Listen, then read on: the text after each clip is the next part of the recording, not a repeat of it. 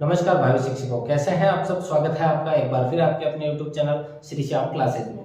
जी, जैसा कि हमने आपसे वादा किया था BSTC PTET 2023 के पूरा का पूरा कोर्स हम आपके सामने लेकर आएंगे।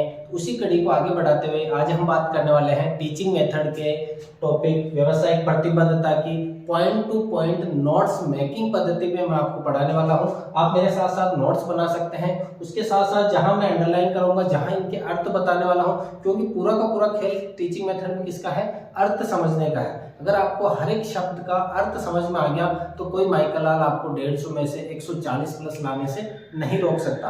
और आपको पता ही होगा, हमारा थंबनेल देखकर आप समझ गए होंगे कि हम यहाँ पर कामयाबी 500 प्लस बैच चला रहे हैं। कामयाबी 500 प्लस बैच, क्योंकि पिछले साल जो हमारे ऑफलाइन बैच में थे 495 नंबर तक पहुंचे थे छात्र। उन 495 रिकॉर्ड को तोड़ने के लिए अब की बार हम 500 प्लस की तैयारी कर रहे हैं और उसी तैयारी के भागीदार आपको बना रहे हैं। ऑनलाइन क्लास भी लाए हैं। अब की बार, पिछली बार हमारा ऑफलाइन था, अब की बार ऑफलाइन चल रहा है। उसके साथ साथ हमने सोचा क्यों ना आपके सामने BSTC का कोर्स प्रस्तुत किया जाए। उसी कड़ी को आगे बढ़ाते हुए अगर आप हमारे चैनल पर नए हैं तो अभी से चैनल को सब्सक्राइब जरूर कीजिएगा। आपके सामने BSTC से जुड़ी हुई हर एक चीज, छोटी सी बड़ी चीज आपको बताई जाएगी कि किस प्रकार से पढ़ना है, किस प्रकार से आप कितने नंबर ला सकते हो। 500 प्लस का टारगेट रखना है और 500 प्लस का टारगेट रखोगे तो 101% है। अगर आप हमारे साथ बने रहोगे तो 500 प्लस आपके आएंगे ही आएंगे। देखिए, व्यावसायिक प्रतिबद्धता की अगर मैं बात करूं तो सबसे पहले व्यावसायिक का मतलब क्या है, प्रतिबद्धता का मतलब क्या, अगर ये समझ लिया अपन ने तो पूरा का पूरा टॉपिक अपना क्लियर है। साथ साथ में आप नोट्स बनाते जाइएगा।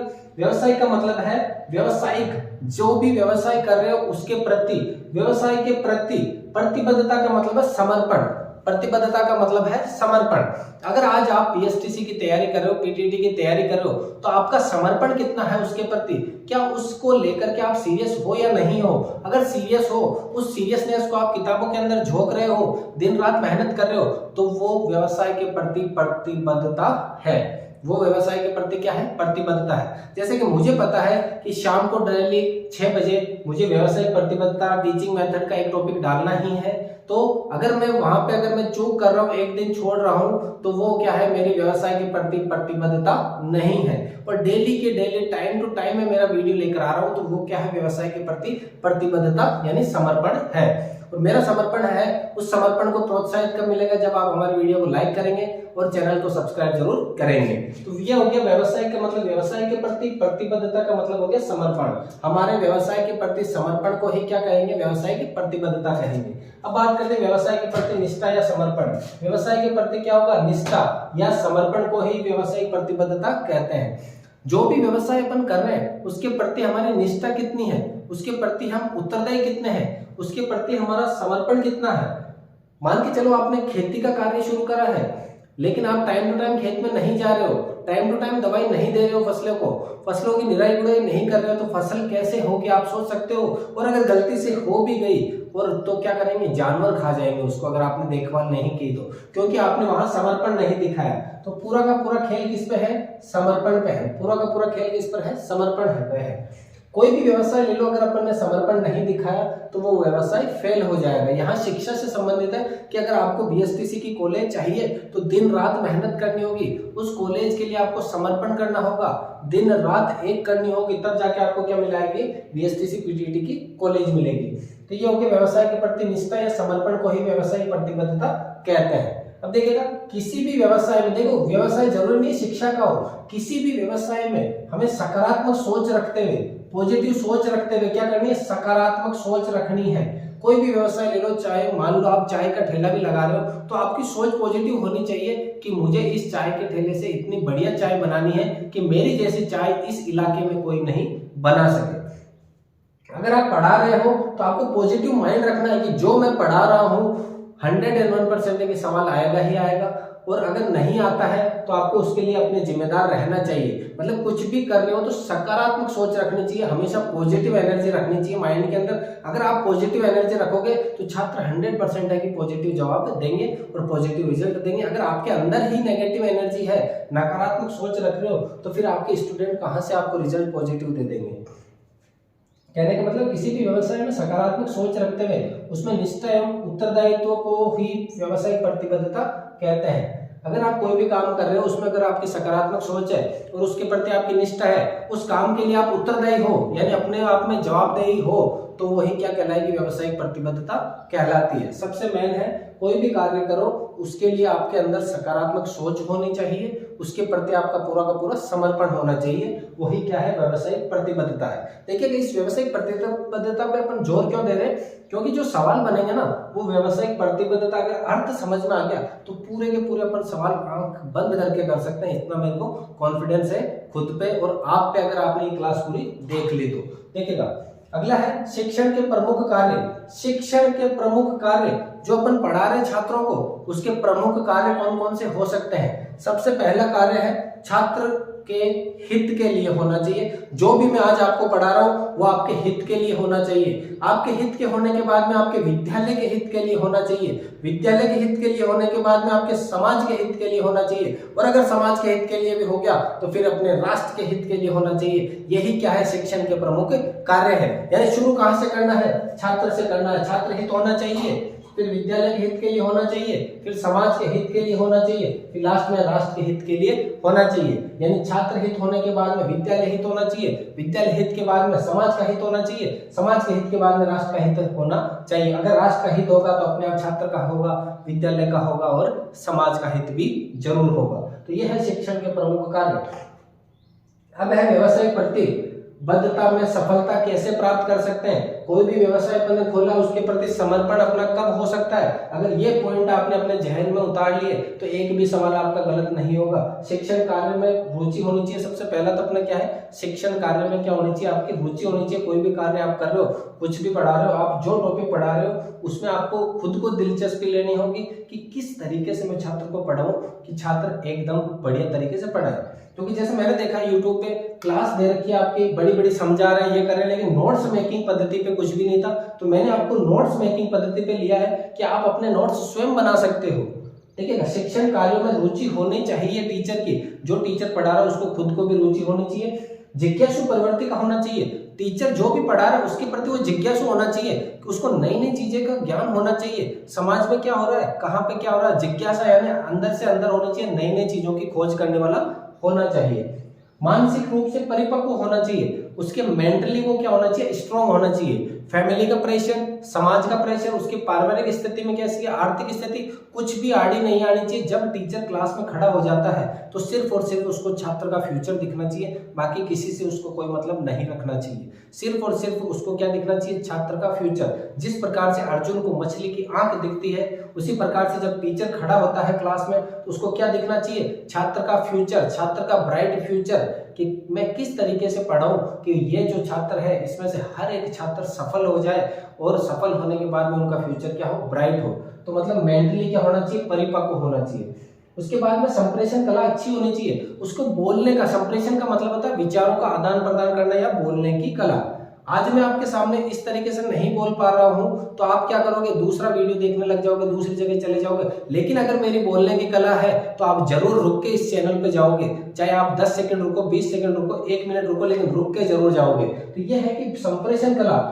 कई टीचर ऐसे होते हैं जिनको पढ़ाने का इतना नॉलेज नहीं है लेकिन उनकी संप्रेषण कला बहुत शानदार है, वो छात्रों को पकड़ के रखते हैं। वो क्या है, संप्रेषण कला, बोलने की कला होनी चाहिए टीचर के अंदर। जिज्ञासु प्रवृत्ति का हो, मानसिक रूप से परिपक्व हो, शिक्षण कार्यों में रुचि लेने वाला हो। तो सबसे मोस्ट है संप्रेषण कला क्या होनी चाहिए, उसकी संप्रेषण कला अच्छी होनी चाहिए। उत्तरदायित्व का निर्वाह करने वाला होना चाहिए। उत्तरदायित्व का निर्वाह का मतलब जो उसको कार्य दिया गया है उसको पूरी तरह से करने वाला होना चाहिए। जो भी कार्य उसको दिया जाए शिक्षक को वो उसको पूरा टाइम टू टाइम करने वाला होना चाहिए। मान के चलो कि उसको कोर्स का कह दिया कि 3 महीने के अंदर कोर्स करवाना है तो वो 3 महीने के अंदर कोर्स करने वाला होना चाहिए वो टीचर। ये नहीं कि 3 की जगह 5 महीने ले रहा है, और ऐसा भी नहीं कि 3 की जगह वो 1.5 महीने में कोर्स करा रहा है। यानी आपके जो उत्तरदायित्व आपको दिया गया है उसके प्रति वो क्या होना चाहिए, वफादार होना चाहिए। तो यह है शिक्षण कार्य में रुचि, शिक्षण व्यावसायिक प्रतिबद्धता में सफलता हेतु 5 प्रमुख गुण होने चाहिए टीचर के अंदर। सबसे मोस्ट है संप्रेषण कला अच्छी होनी चाहिए। अब है शिक्षक जो आप बनने वाले हो, आपके अंदर प्रमुख गुण कौन कौन से होने चाहिए। पहला है शारीरिक गुण कौन कौन से होने चाहिए, दूसरा है मानसिक गुण कौन कौन से होना चाहिए, तीसरा है नैतिक यानी समाज के जो गुण है वो कौन से होना चाहिए, चौथा है अन्य गुण कौन कौन से होने चाहिए। इनके बारे में डिटेल से मैं बताने वाला हूं। अगर आप यहां तक पहुंच गए तो चैनल को जरूर सब्सक्राइब कीजिएगा, वीडियो को लाइक कीजिएगा और दोस्तों के साथ चैनल को जरूर सब्सक्राइब कीजिएगा, शेयर कीजिएगा। देखिए शारीरिक गुण, पहली बात है टीचर का स्वास्थ्य अच्छा होना चाहिए, बीमारू नहीं होना चाहिए। अगर कोई बीमार टीचर क्लास के अंदर चला गया, मान के चलो उसको खांसी है, तो वो बार बार खांसता रहेगा, पढ़ा नहीं पाएगा और छात्र उसके अंदर रुचि कम लेंगे। यानी उसका स्वास्थ्य क्या होना चाहिए, एकदम स्वस्थ होना चाहिए। अगर स्वास्थ्य कमजोर है तो वो क्लास के अंदर ना जाए और छात्र के विद्यालय से अनुपस्थित रहे या उपस्थित हाजिर नहीं हो। दूसरा ऊर्जावान होना चाहिए, एनर्जेटिक होना चाहिए। जैसे ही क्लास में जाए, क्लास में एक पॉजिटिव एनर्जी आनी चाहिए क्लास के अंदर कि हाँ हमारे जो प्रमुख सर है, मेन सर है, वो आ चुके हैं। आपने देखा होगा कई क्लास में टीचर ऐसे होते हैं, आपने खुद ने पढ़े हो, 12th तक अभी पढ़ के आए हो। कुछ टीचर ऐसे होते हैं जिनकी क्लास लेने में आपको मजा आता है क्योंकि वो ऊर्जावान होते हैं, बोलते बहुत बढ़िया है, संप्रेषण कला अच्छी होती है। और कुछ टीचर ऐसे होते हैं जो मरे मरे आते हैं, ऐसे बैठते हैं कि हाँ निकालो किताब, रीडिंग लगाते हैं, वो ऊर्जावान नहीं होते हैं। उनके प्रति छात्रों का रवैया ही बदल जाता है। अगला है वेशभूषा अच्छी होनी चाहिए। ड्रेसिंग सेंस जो है सबसे इंपॉर्टेंट रोल अदा करता है टीचिंग लाइन में। अगर आपने मान के चलो फटी हुई जींस पहन के चले गए तो छात्र फटी हुई जींस को आपको देख करके इंप्रेस होते हैं, फिर वो कल को वो भी वैसा ही करेंगे। इससे अच्छा है कि आप वेशभूषा एकदम टकाटक हो, इस्त्री करी हुई होनी चाहिए, पूरी बढ़िया तरीके से हो, वो ही इस वेशभूषा अच्छी होगी, शारीरिक गुणों के अंदर आएगी। प्रसन्नचित, मुस्कुराता हुआ चेहरा होना चाहिए उसका। कोई भी कैसा भी सवाल पूछे हमेशा मुस्कुराता हुआ रहना चाहिए। ये नहीं कि अगर किसी छात्र ने सवाल पूछ लिया तो आपको नहीं आ रहा तो आप डांट के बिठा दो, उसे डरा के बिठा दो। उसको सीधा सीधा मुस्कुराते हुए कहना चाहिए कि आज मुझे इस सवाल का जवाब नहीं आ रहा, लेकिन 101% है, मैं कल को कहीं और से देख के आपको इसका जवाब दूंगा। मुस्कुराते हुए अगर वो कहेगा तो छात्र भी मानेगा और छात्र पे उसका इंप्रेशन अच्छा पड़ेगा। अगला है संप्रेषण अच्छा होना चाहिए। अपन ने बात करी बोलने की कला अच्छी होनी चाहिए, इसके शारीरिक गुण हो गए। मानसिक गुणों की बात करें तो विषय का ज्ञान होना चाहिए। उसको क्या होना चाहिए, विषय का अच्छा ज्ञान होना चाहिए। जो विषय वो छात्र को पढ़ा रहा है उसको ABCD से लेकर के Z तक पूरा नॉलेज होना चाहिए। आत्मविश्वासी हो, जो वो पढ़ा रहा है उसको खुद पे कॉन्फिडेंस होना चाहिए कि हाँ जो मैं पढ़ा रहा हूँ बहुत बढ़िया तरीके से पढ़ा रहा हूँ, छात्र को अच्छे से समझ आएगा और एग्जाम के अंदर इनमें से सवाल आएगा ही आएगा। आत्मविश्वासी होना चाहिए, व्यावहारिक होना चाहिए, सब छात्रों के साथ में घुल मिल कर रहने वाला होना चाहिए। टीचर क्या होना चाहिए, सभी छात्रों के साथ घुल मिल कर रहने वाला होना चाहिए। कोई भी किसी भी छात्र क्लास के अंदर किसी के भी फैमिली में प्रॉब्लम हो, कहीं से भी हो, उसके अंदर व्यवहारिक हो तो वो छात्र उसके साथ कनेक्ट अच्छे से कर पाएगा कि मैं गुरुजी को बताऊं, शायद गुरुजी मेरी हेल्प कर सके। बालक की प्रकृति का ज्ञान होना चाहिए, बालक की हर एक एक्टिविटी के बारे में उसको नॉलेज होना चाहिए। जैसे मैं पढ़ाता हूं तो मेरे सामने ऑफलाइन क्लास में अगर किसी के चेहरे मुरझे हुए होते हैं तो मुझे पता चल जाता है कि इन छात्रों को समझ में नहीं आ रहा है या इन छात्रों को नींद आ रही है। तो अपन क्या करते हैं, उनको ये कहते हैं कि भाई या तो आप मुंह धो के आओ, या फिर जो मैं सवाल पूछता हूँ उनसे बार बार ताकि उनकी नींद उड़ जाए।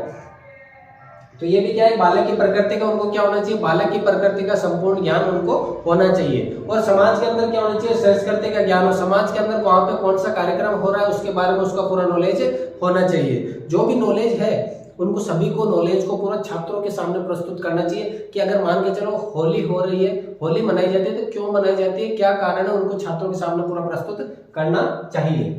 अगला है नैतिक गुण। नैतिक गुण का मतलब होता है समाज के अंदर कौन कौन से गुण उसके होने चाहिए। निष्पक्ष होना चाहिए, दो पक्ष चाहे उसका दोस्त ही क्यों ना, अगर गलत है तो गलत है, यानी उसको अगर कोई भी फैसला लेना है टीचर को तो एकदम निष्पक्ष तरीके से लेवे। ये नहीं कि सामने मेरा खुद का पुत्र है और इधर दूसरा पुत्र है, दूसरा पुत्र के दूसरा छात्र है और दोनों के बीच में अगर लड़ाई होती है तो मेरे पुत्र को बिना डांटे बिना मारे छोड़ दूं और उसको डांट मारूं या मार पड़े, ऐसा नहीं होना चाहिए। अगर गलती दोनों की है तो दोनों को न्याय दंड देना चाहिए और अगर नहीं है तो न्याय मतलब निष्पक्ष होना चाहिए। धैर्यवान हो, धैर्यवान का मतलब हो गया सहनशील हो।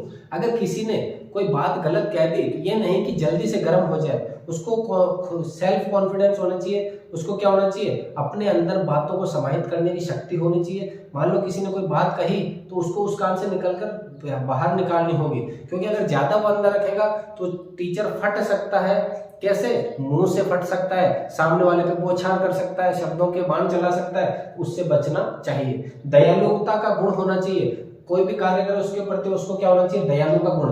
दयालु का मतलब किसी छात्र को इतनी बुरी तरह से भी नहीं मारना है कि छात्र के मतलब कहीं ज्यादा चोट हो जाए। उसको क्या होना चाहिए, उस प्रत्येक छात्र के प्रति दयालुता का भाव रखना चाहिए, संवेदनशील होना चाहिए, इमोशंस होने चाहिए उसके अंदर। कोई छात्र है उससे कनेक्ट हो रहा है, किसी की बात उसे अच्छी लग रही है, तो इमोशंस होने चाहिए। यानी इमोशन मतलब रोना धोना, हंसना खेलना, ये इमोशन उसके अंदर होने चाहिए। अब है अन्य गुण कौन कौन से होने चाहिए। आशावादी हो, आशावादी हो मतलब वो रिजल्ट के प्रति भूखा हो, उसे अच्छा रिजल्ट चाहने वाला हो। ये नहीं कि पढ़ा दिया बात खत्म, उसको पढ़ाए हुए छात्रों को कितना याद हुआ पूछने वाला भी होना चाहिए।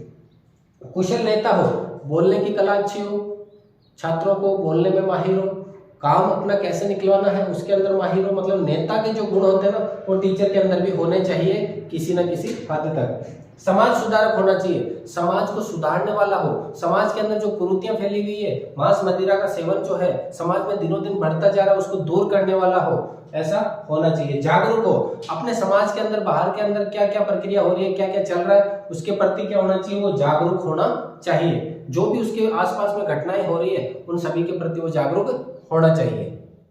अब एक बार फिर वापस शुरू से देखते हैं। इसके व्यवसायिक प्रतिबद्धता का मतलब होता है व्यवसाय के प्रति समर्पण। व्यवसाय के प्रति जो अपन समर्पण रखते हैं वही क्या कहलाता है, व्यवसाय की समर्पण प्रतिबद्धता कहलाता है। किसी भी व्यवसाय में सकारात्मक सोच रखते हुए जो अपन निष्ठा और उत्तरदायित्व देते हैं वही क्या कहलाएगा, आपकी व्यवसायिक प्रतिबद्धता कहलाएगा। अब है शिक्षण के प्रमुख कार्य। शिक्षण के प्रमुख कार्य छात्र हित में होना चाहिए, छात्र के जस्ट बाद में विद्यालय के हित में होना चाहिए, विद्यालय से जैसे ही बाहर जाते हैं समाज के हित में होना चाहिए, समाज से जैसे ही बाहर जाते हैं राष्ट्र के हित में होना चाहिए। शिक्षण के प्रमुख कार्य राष्ट्र हित में होगा तो विद्यालय हित में, समाज हित में, छात्र हित में अपने आप हो जाएगा। फिर छात्र व्यवसायिक प्रतिबद्धता में अपन को सफलता प्राप्त करनी है तो कौन कौन से गुण होना चाहिए। शिक्षण कार्य में रुचि रखनी चाहिए, रुचि रखने वाला होना चाहिए। जो भी आप टीचर बनने जा रहे हो, अगर आपकी रुचि ही नहीं है शिक्षण कार्य में तो आप अच्छे टीचर नहीं बन सकते। पहला कार्य है शिक्षण कार्य में रुचि होनी जरूरी है।